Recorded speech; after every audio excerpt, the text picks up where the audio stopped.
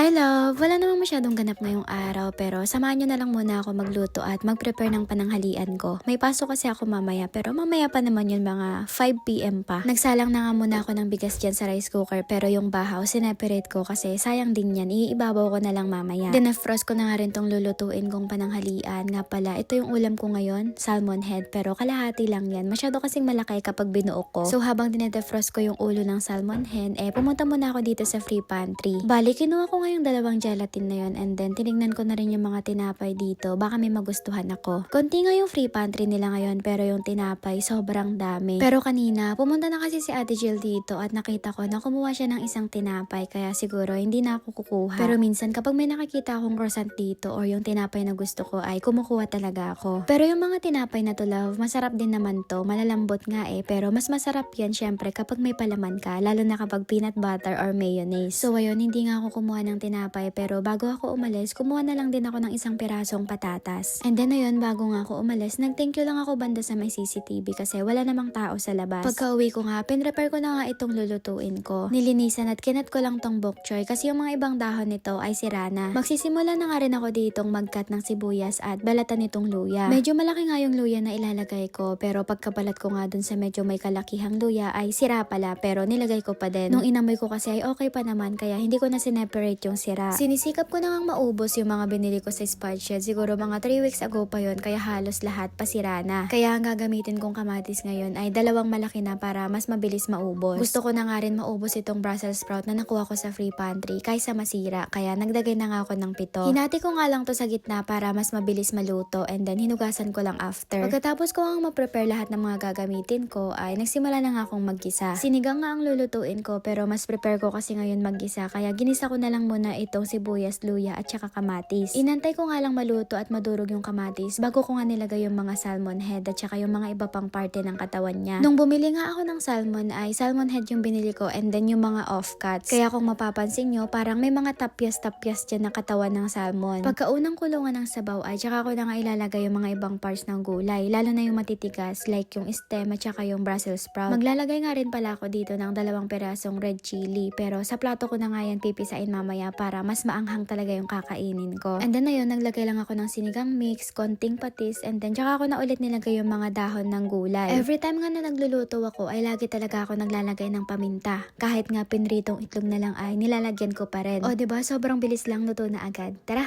kain tayo.